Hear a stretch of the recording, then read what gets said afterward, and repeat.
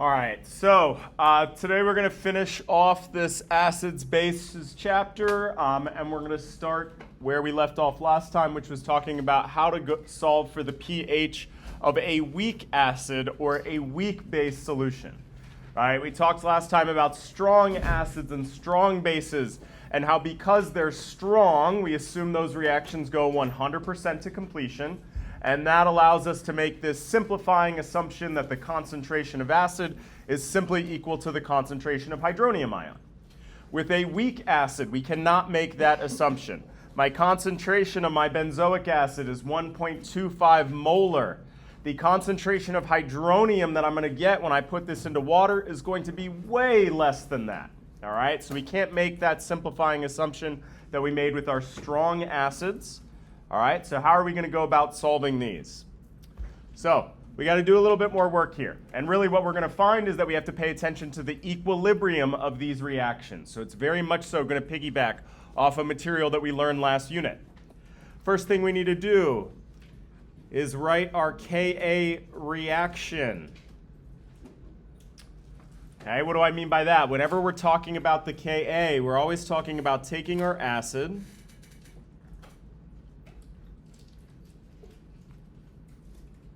and we're always reacting it with the same thing. Everybody take a second and see if you can't finish off my Ka reaction here. What reaction am I talking about when I'm talking about the Ka of this acid?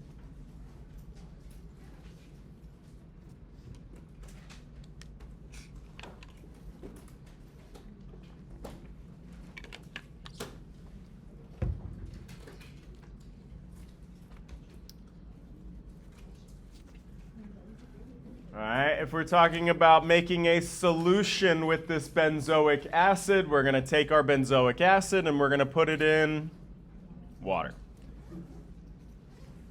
All right, so your Ka reaction is always your acid reacting with water.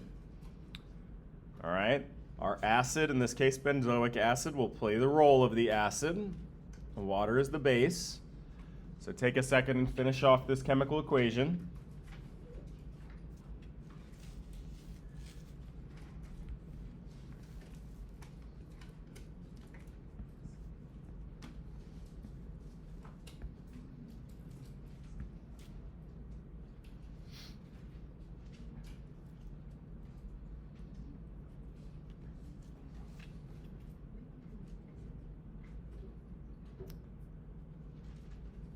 So in order to get my conjugate base, I'm going to decrease my number of hydrogens by 1 and decrease my charge by 1. That's our conjugate base. All right, and then my other product here we have a fancy name for. What's that other product? Hydronium. And remember, because we're talking about the pH of our solution, that's what we're interested in. We need to find out how much hydronium we have in that solution, right? If we know how much of that we got, we can calculate our pH. So we got our reaction that we're talking about here. Now take a second and give me that Ka, the equilibrium expression for this reaction.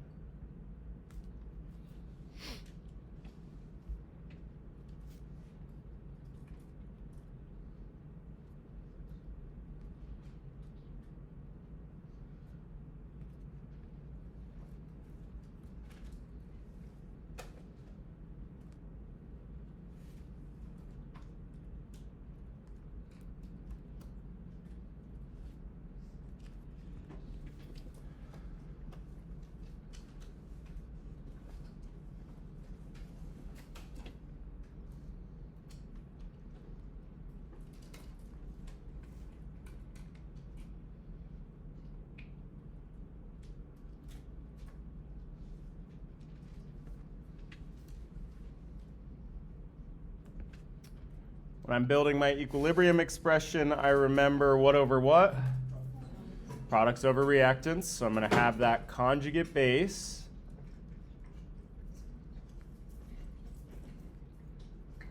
times that hydronium ion concentration.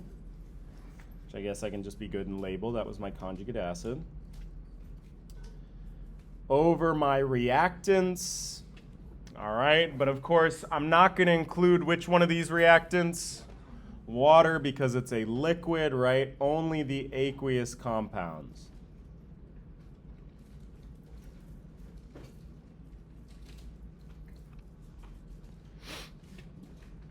All right, so remember with strong acids, we didn't have to worry about this equilibrium expression, right? We just got to assume every little bit of product is created, right? All of my original acid gets turned into my product. We can't say that for this reaction here, okay? We're going to have to use this equilibrium expression. And what technique did we learn to go about solving these equilibrium expressions? What am I going to build next?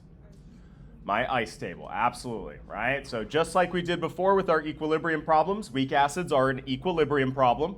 We got to build an ice table here and plug it back into our equilibrium expression, all right? So everybody take a second. Again, given our problem here, we're starting out with 1.25 molar benzoic acid. Let's build an ice table.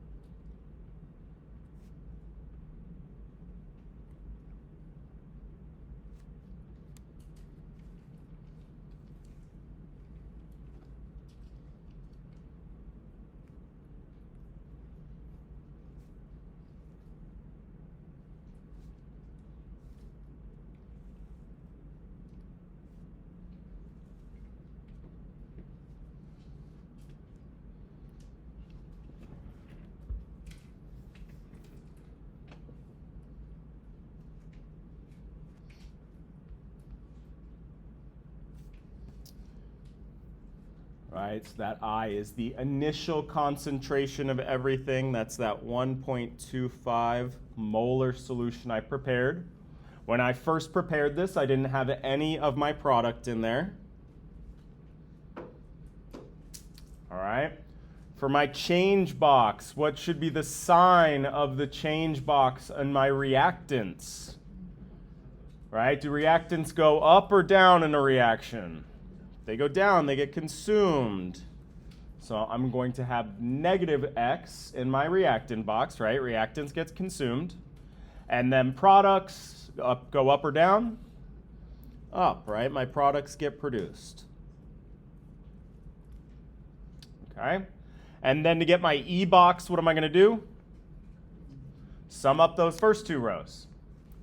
All right, so 1.25 minus X. X, and X. Okay?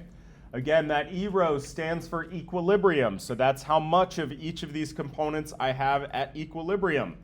So then I can turn around and just plug this back into my equilibrium expression, right? My concentration of my benzoic acid at equilibrium, that was that 1.25 minus X. I'm going to plug that back in for the concentration of benzoic acid in my equilibrium expression.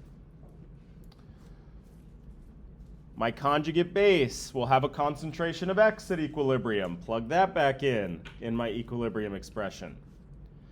And my hydronium ion, what I really care about here, will have a concentration of X at equilibrium. Again, plug that back in, right? So we're just going to create our ice table. That gives us our concentrations at equilibrium. Turn around and plug that back into our equilibrium expression. So that's how I get Ka equals X times X, which we can just simplify as X squared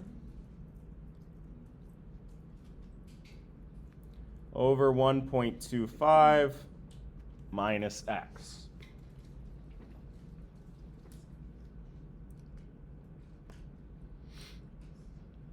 Cool? All right, so we're pretty close here. We got too many variables. We got X in there, but we also don't know our Ka.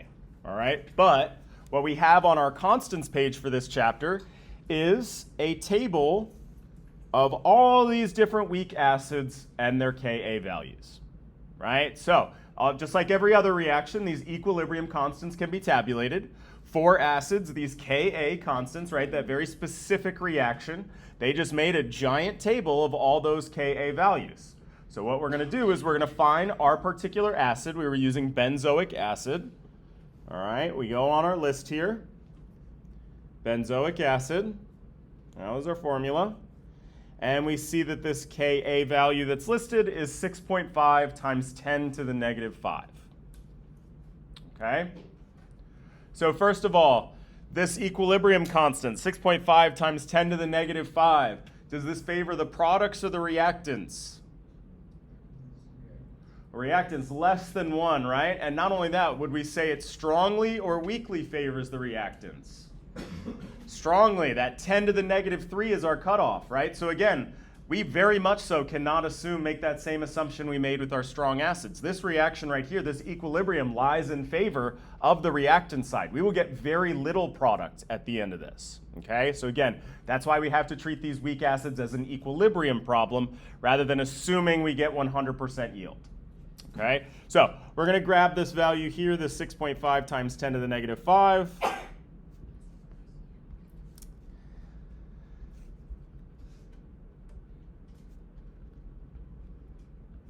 All right. Cool. So here's our algebra problem. Now we just got to solve for x. Okay? Now, as it is perfectly, in terms of algebra doable.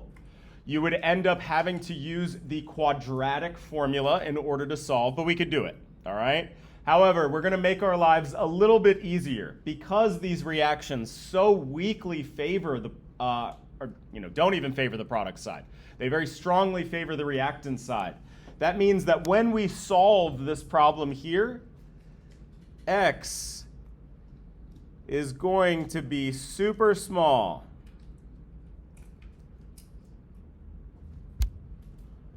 Right? X is the amount of product that I get in this reaction, and because this reaction strongly favors the reactant side, x is going to be some tiny number. All right, so that's going to make our lives a little bit easier because that means that 1.25 minus x, you take 1.25 and you subtract a really, really, really tiny number from it, it's basically just 1.25. Okay, right? We take 1.25 and we subtract 0.0001. Doesn't really change it too much. All right, so why that makes this so much easier is that we get to take our equation up here and we get to say, all right, I'm just going to ignore that minus x in the denominator. Okay, and all that's going to do is make our math a lot simpler. The number that we get, the value for x that we get is going to be basically the same regardless of which one of the equations we try to solve. And this one here with this assumption is just easier to do algebraically. Okay, so this is this assumption that we're going to get to make with our strong acids is that you get to sort of get rid of that minus x from our denominator to simplify our math. So here's my new equation right here. Everybody take a second and solve for x. See if you can't get all the way to the end of this problem here.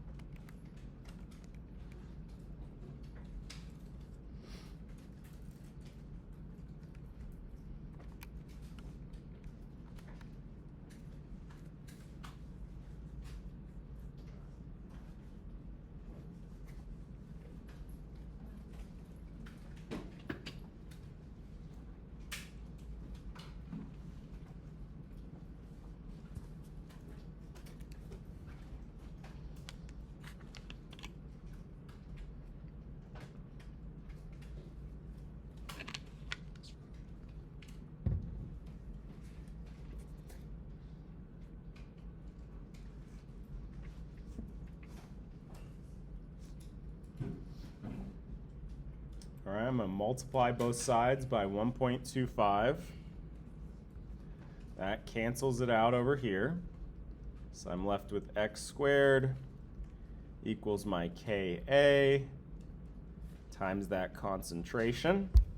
And how do I get x all by itself? What am I going to do to both sides? Square root.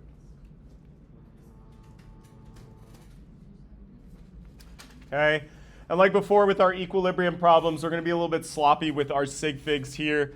We can just say, I don't know, we'll just put a bunch of numbers down.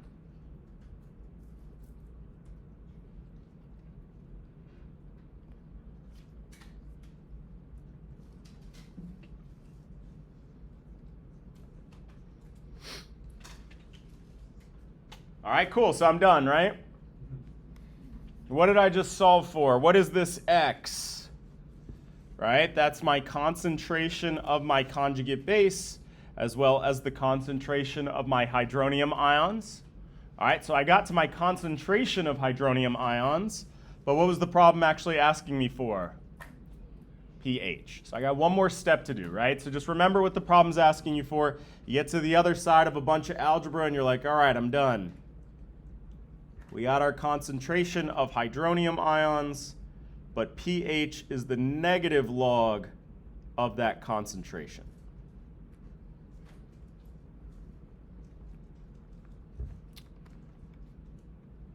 All right. So we'll just do 2 decimal places here. A pH of 2.05.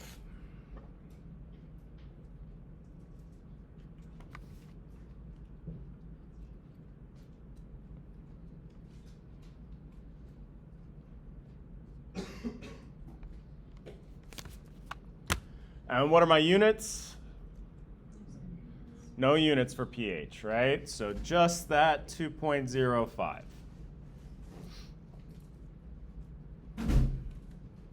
Okay. And so this is a reaction that very strongly favors the reactants, right? We saw that with our value of Ka. But this is the thing about pH. It's very, very sensitive, right? So even with very, very little product that's been formed here, we still have quite a big change in our pH from our neutral solution, right? Water would have been at a pH of 7. We add this benzoic acid to it. Our pH drops all the way to 2. So this reaction very barely occurs, right? Only a little bit of product forms. But pH is very, very sensitive. So we still see a big change in our pH here. All right. So that's weak acids. Let's talk about the pH of weak bases.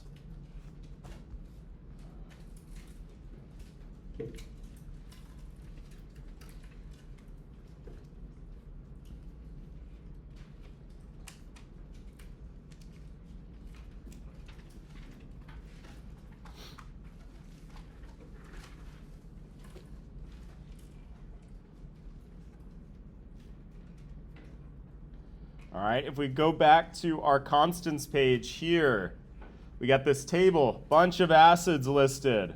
If we scroll down, we have another table here with these values for bases. These are Kb values now. All right, so let's just grab one. I don't know. Sure, ammonia. Sounds great. 1.76 times 10 to the negative 5.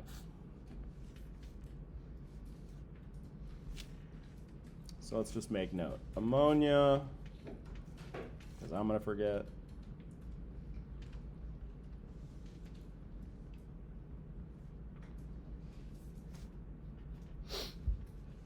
Okay, that was that Kb value.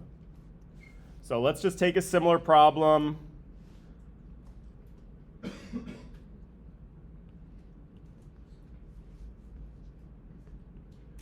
We're going to ask, what is the pH of a 1.25 molar solution of ammonia?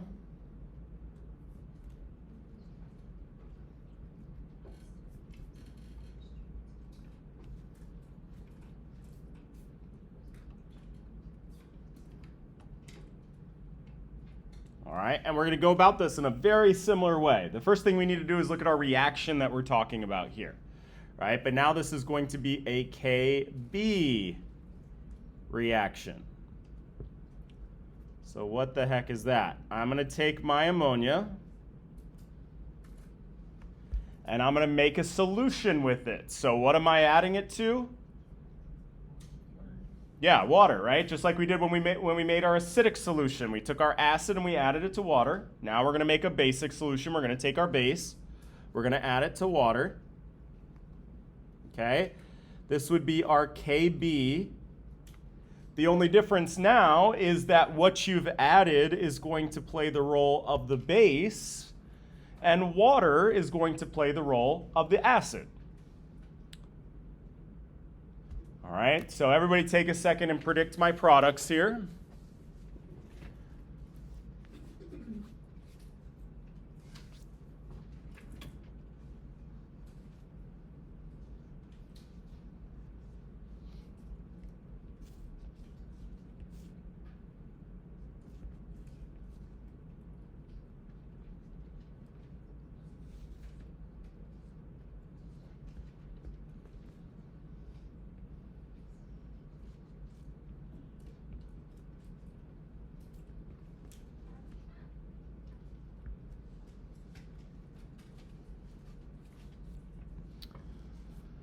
All right, in order to get my conjugate acid, I'm going to take my base and I'm going to increase the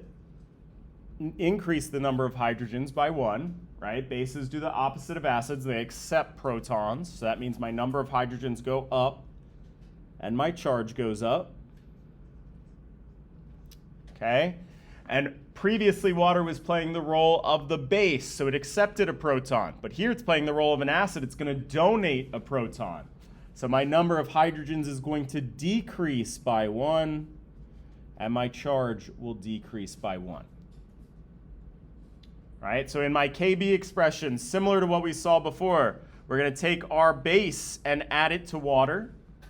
All right? But now, of course, the base is playing the role of the base. Water is playing the role of the acid. So on the product side, I get my conjugate acid. And I get this thing here, this OH minus, which we also have a special name for, hydroxide, right? So in my Kb expressions, hydroxide, my Kb reactions, hydroxide is our product, not hydronium.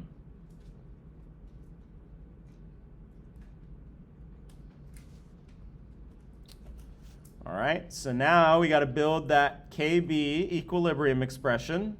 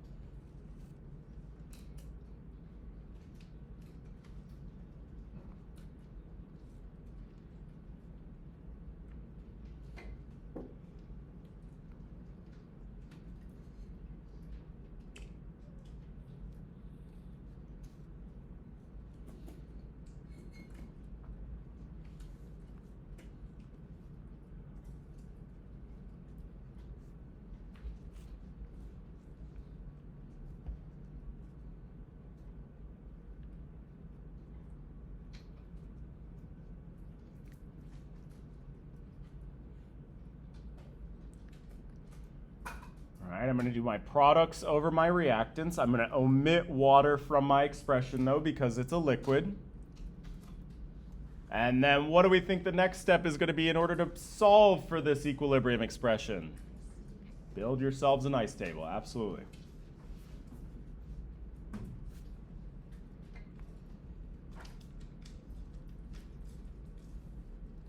All right, so I want y'all to try to do this on your own. I'll sort of quietly go in and do it up here if you get stuck, but see if you can't build your ice table for this problem here based on what we've discussed in analogy to weak acids.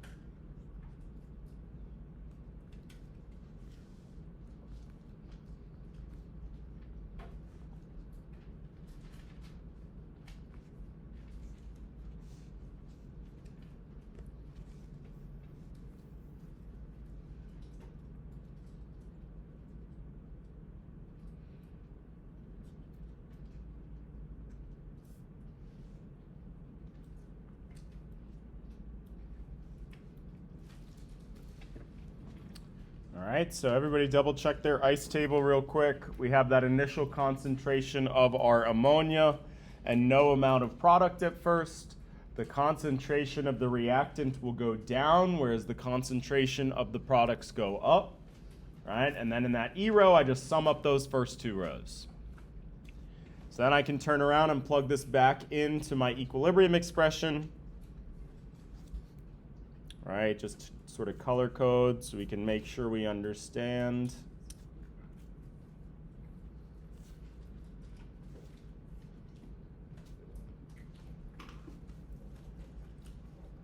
All right, and we get KB equals x squared over 1.25 minus x. And that KB value, where are we going to get that from? From the chart, right? From that constants page. We already grabbed it. That was that 1.76 times 10 to the negative 5.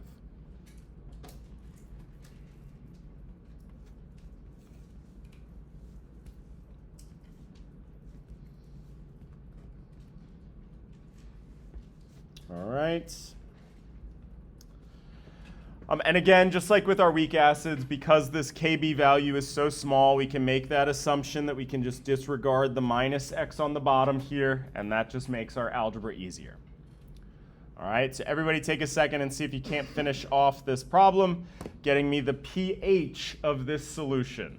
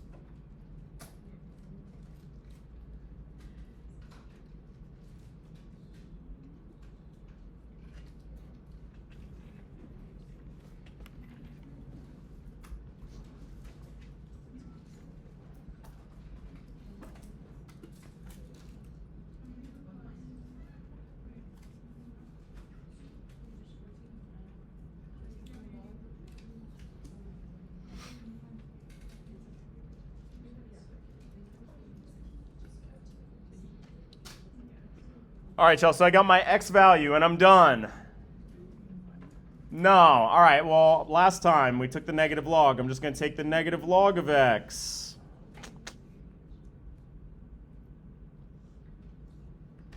So now I'm done. No, why not? What is this that I just solved for? The POH, right? In these problems, x is not the concentration of hydronium. X is the concentration of hydroxide. So when I take that negative log of x, what I'm doing is taking the POH. All right, that's all well and good. I'm a step in the right direction here, but I'm not done quite yet, right? Now I have to use that auto-ionization relationship that says that pH plus POH is that magic number, 14. So my pH will be 14 minus that POH value.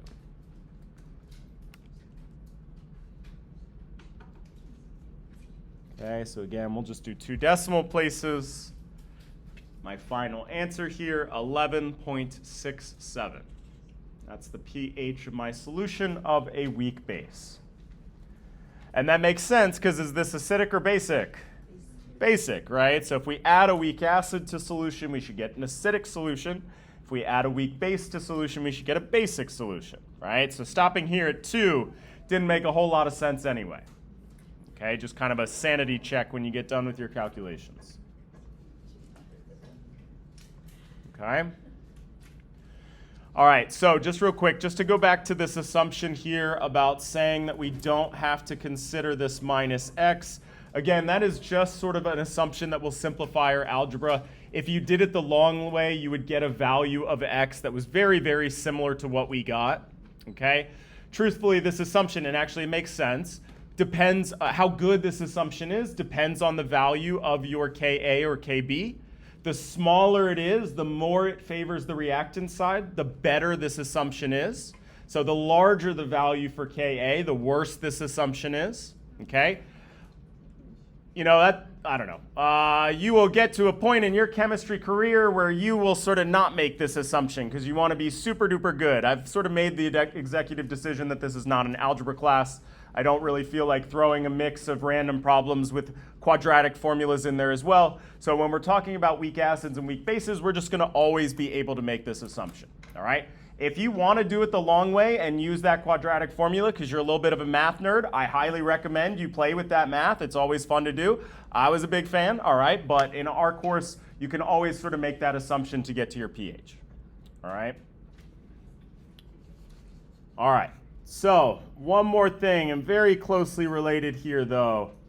How would I calculate the pH of a solution of conjugate acid or base?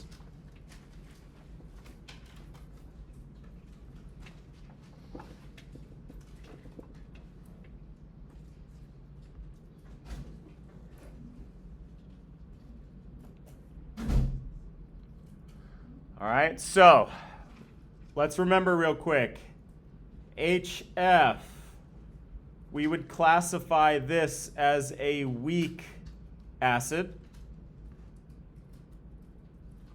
All right, I want everybody to take a second and give me the conjugate base of this acid here. All right, how do we get the formula for our conjugate base?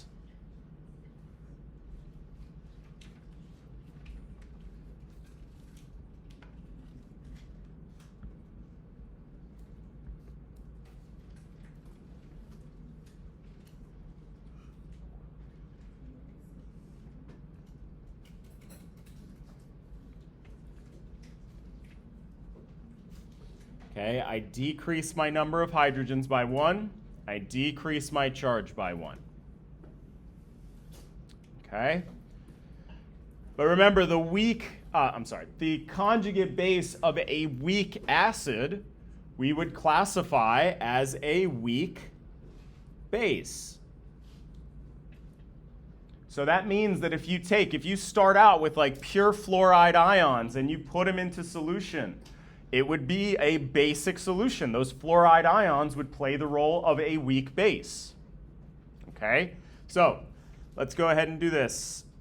We're going to take some fluoride ion. We're going to put it in solution. And that fluoride ion is going to play the role of the base. Water is going to play the role of the acid. Give me my products here.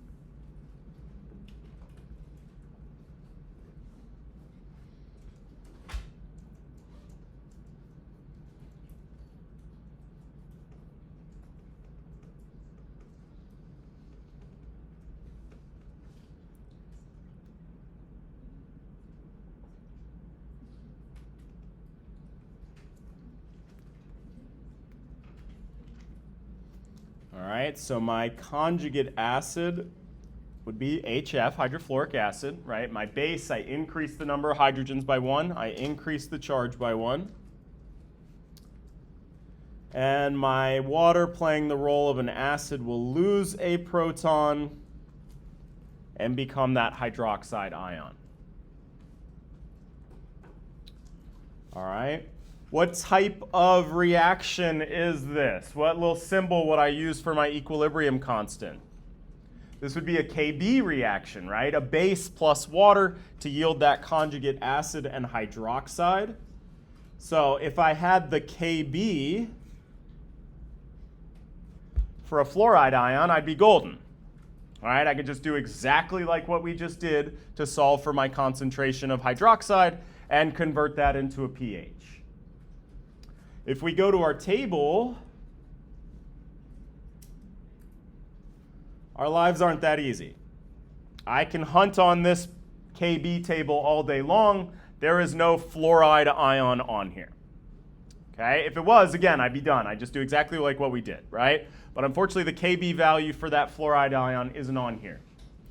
What I do have, if I look at my acid table, is I have the Ka for hydrofluoric acid. All right, so punchline, we're going to use this value to get our Kb here. But how? All right, let's sort of do our little derivation here. We're going to do some cool algebra. All right, so this was my conjugate, my fluoride ion. So now let's take a second and you're going to build me the Ka expression for hydrofluoric acid. We don't have the Kb for the fluoride, but we do have a Ka for hydrofluoric acid. So take a second and build me my reaction here that I'm talking about for Ka.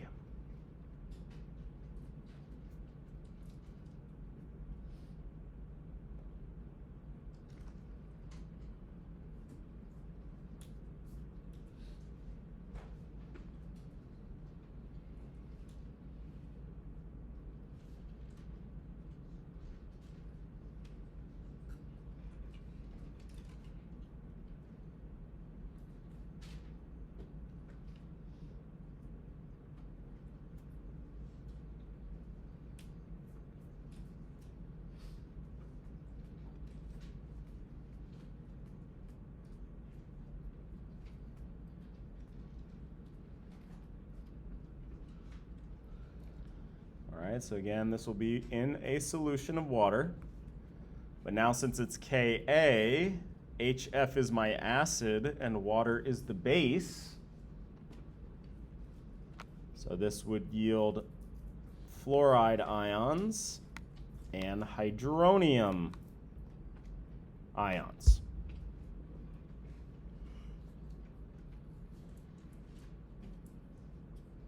Okay?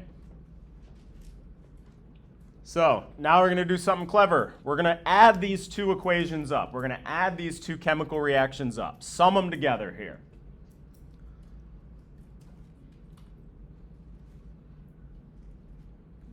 Okay, so that means everything on my product side or everything on my reactant side gets summed up and everything on my product side gets summed up, right? So this will become a fluoride ion plus HF plus 2H2O gives me HF and a fluoride ion plus hydroxide and hydronium.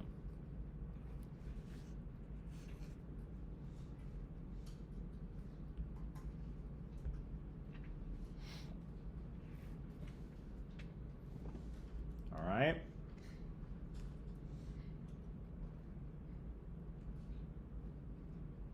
So, bear with me. We're going somewhere here, I promise. All right.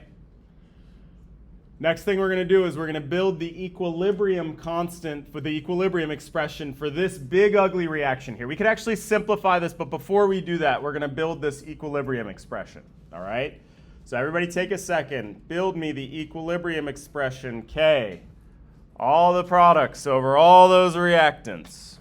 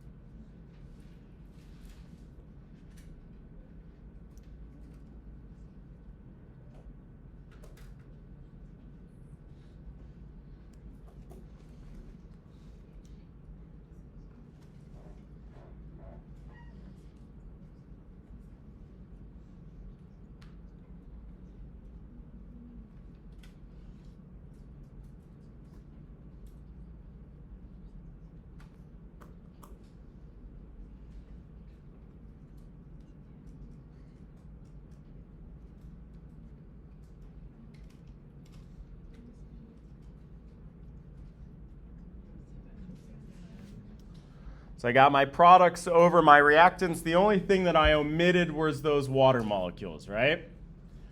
I kind of arranged this in a strategic way here so that we could see that in this equilibrium expression, this portion here just corresponds, that's my Kb, right? My products over reactants that I would get from my Kb expression. So this is Kb. And what's this other one? That's my Ka. So my equilibrium expression for these two added together is just the product of those two equilibrium constants, Kb times Ka. Okay? Now we got a bunch of crap in here that we can simplify out. Let's go through and simplify our equilibrium expression here.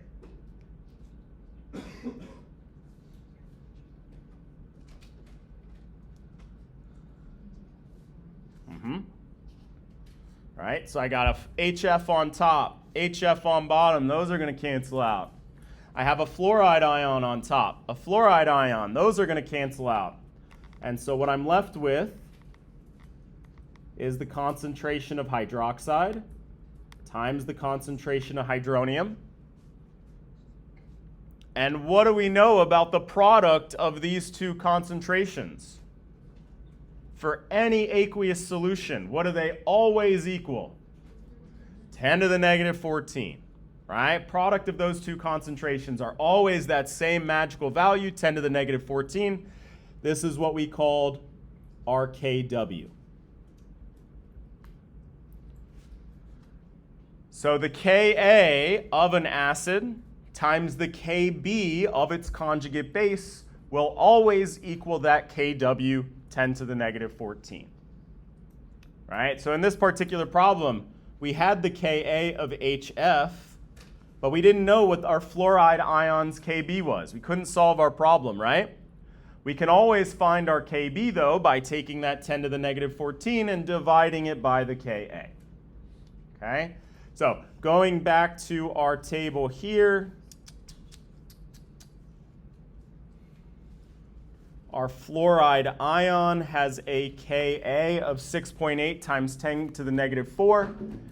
Hydrofluoric acid has a Ka of 6.8 times 10 to the negative 4. So everybody take a second and give me the Kb of the conjugate base, the fluoride ion.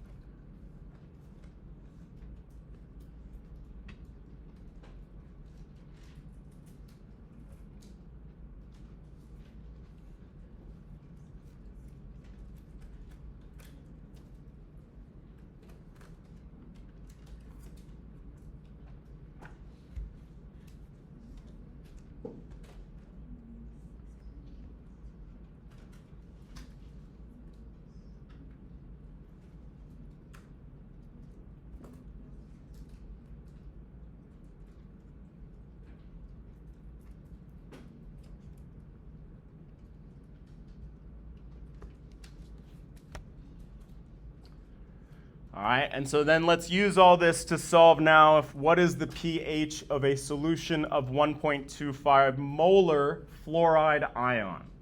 Right? We built our Kb reaction here. Take our fluoride ion, add it to water. All right, now we're going to build our Kb expression.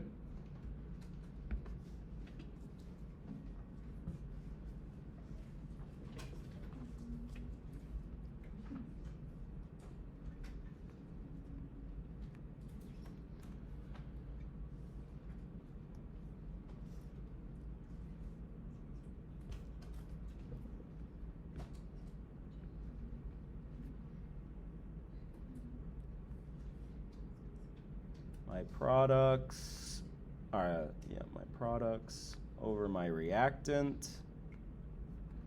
All right, and again, we couldn't find that Kb value on the chart, but we know that it's just equal to Kw divided by the Ka of hydrofluoric acid, right? So we could get the Kb that way. We get a value of 1.4705 times 10 to the negative 11. So everybody take a minute, see if you can't finish off this problem for good here. Get me my pH of this solution.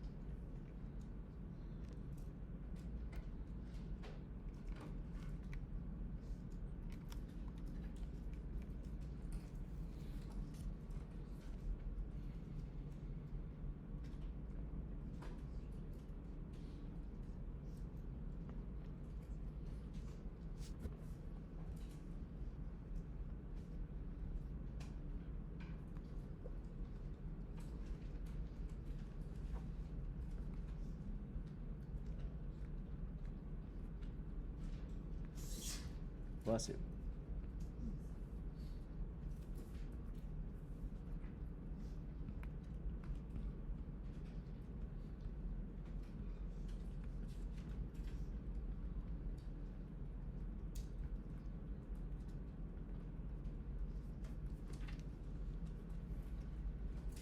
What's up?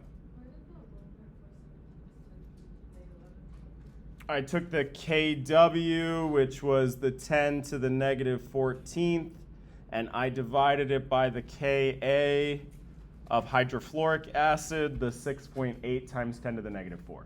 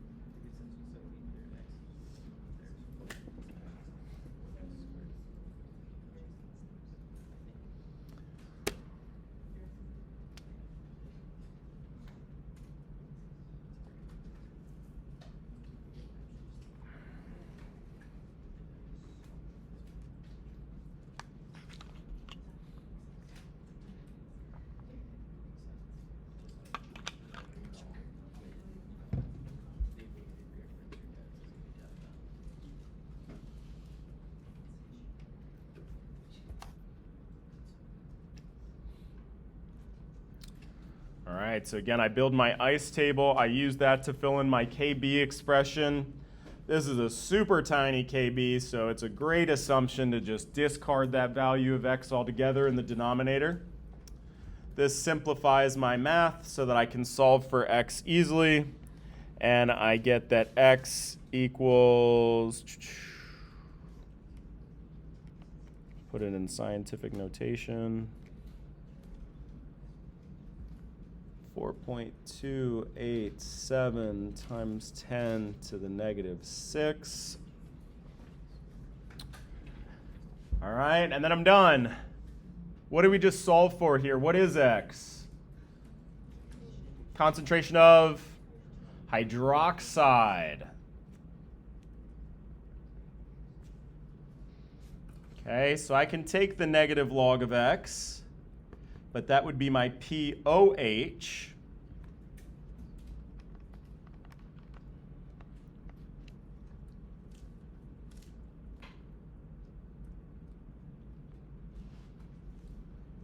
And in order to get my pH, I'm going to take 14 minus that POH, get a pH of 8.63.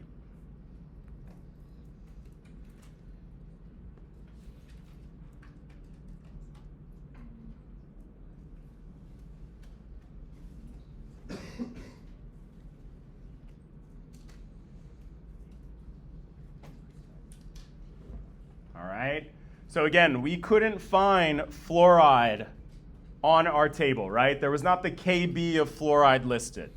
So instead, and what we sort of derived ourselves, what we established is that the Ka of an acid times the Kb of its conjugate base is equal to that magic Kw 10 to the negative 14. All right, and to be clear, this works for all conjugate. It does not work for any random acid or base, right? Can't just take a random acid and a random base and have their product of their equilibrium constants be 10 to the negative 14.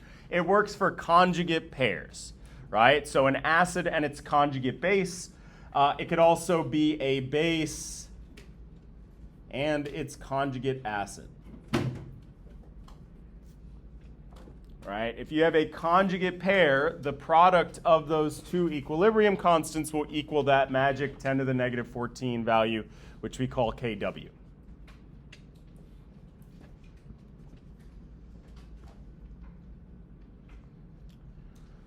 All right, so I'm going to have you all do one from scratch here on your own. Let me see.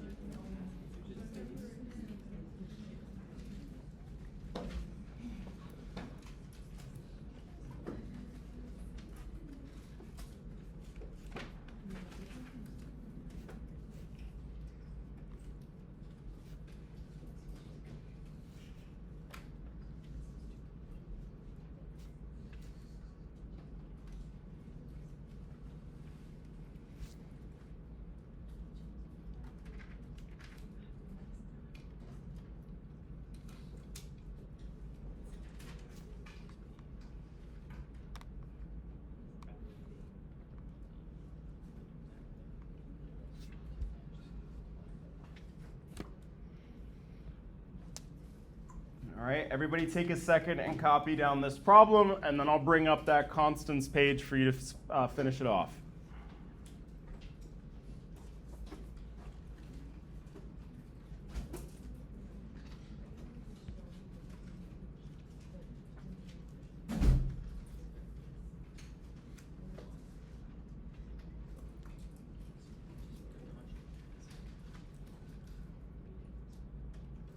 All right, and just to make your life a little bit easier hunting around for this here, I will tell you that this is the conjugate acid of what's called ethylamine.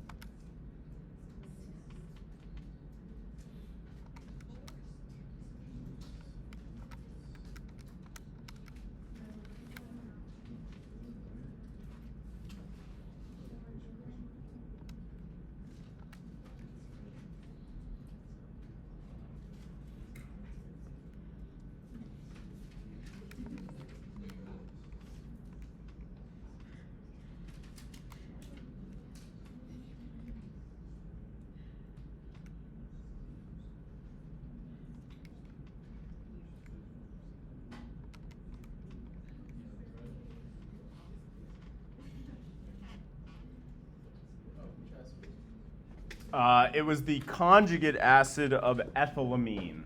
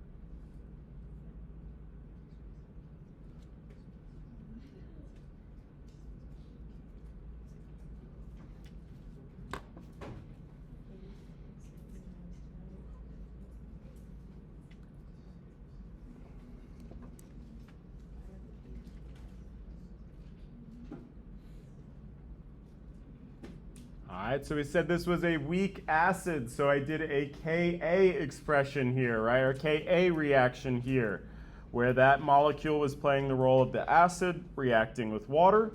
All right, so I have hydronium as one of my products along with my conjugate base. I build my Ka expression, but when I go to this table here, I don't have this compound in my Kas, right? There's no way that I could just find that value up here.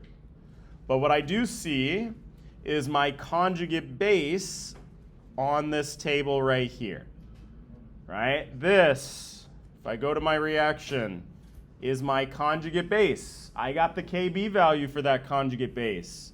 So I can plug that in here to get my Ka. It's going to be my Kw divided by the Kb of that conjugate base.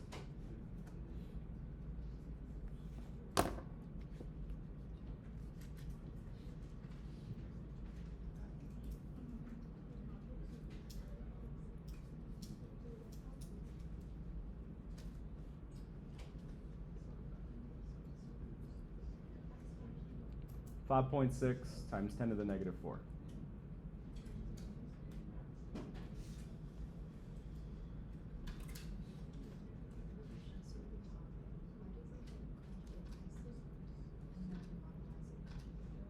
I was saying that this is the conjugate acid of ethylamine so that you would be able to find it on the table easier because of the name ethylamine.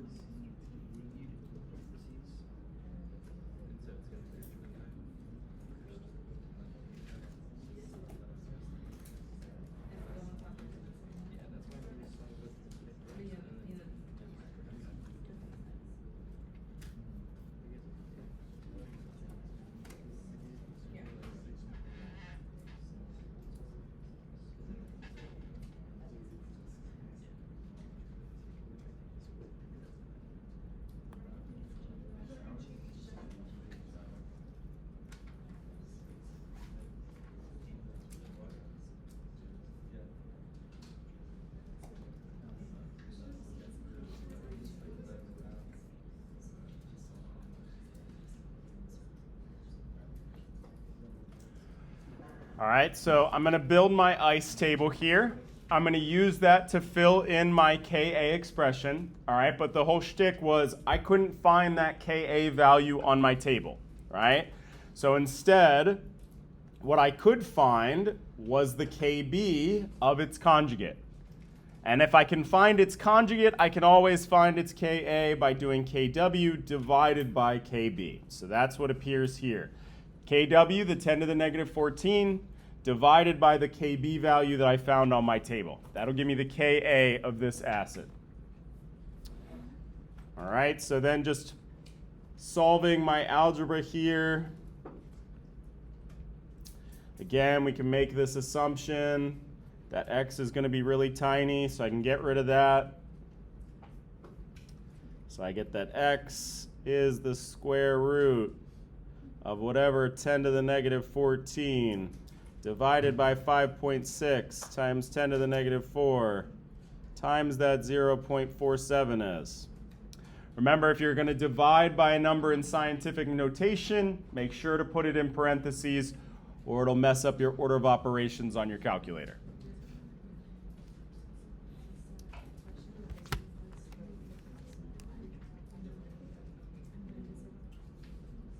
Oh, I didn't do it. Okay.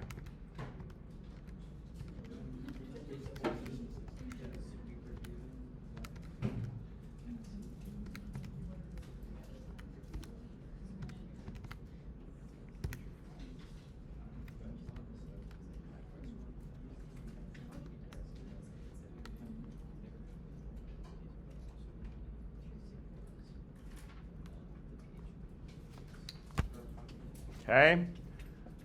And then what is X correspond to in this problem? Hydronium, right? Remember to just go back up to your ice table and verify what you're talking about in your problem. In this problem here, X would be my hydronium ion concentration. So in order to get the pH, I just need to take the negative log of that X value.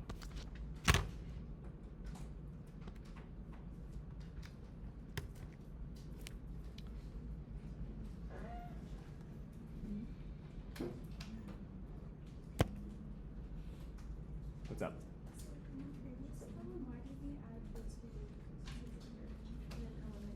We were proving that Kb times Ka equals Kw. That's not going to be an approach that we need to do to solve these problems, but we were establishing the relationship between Ka and Kb for conjugate pairs. Okay? So the punchline of that whole thing was this relationship right here. That's what we need to use going forward.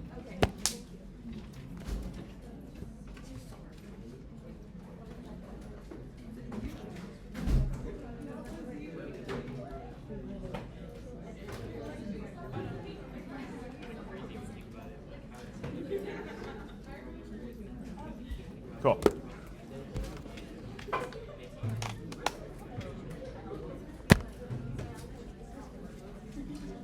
All right, that's all I got for y'all. Enjoy your weekends.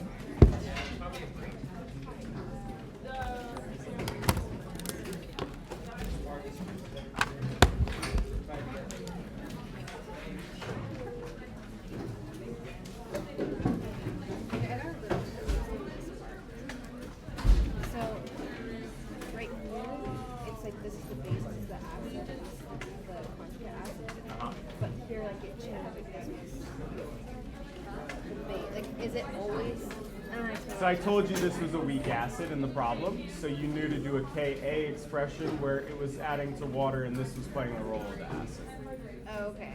So would that play an effect on how we took away like that this positive right here? Well, we always, whenever we're going our acid, so if you look at the previous problem, it's the same thing. Number of hydrogens go down and the charge goes down. So before it went from being neutral to negative. If it starts out with a positive charge, it'll go from being positive to neutral, right? Charge always goes down by 1.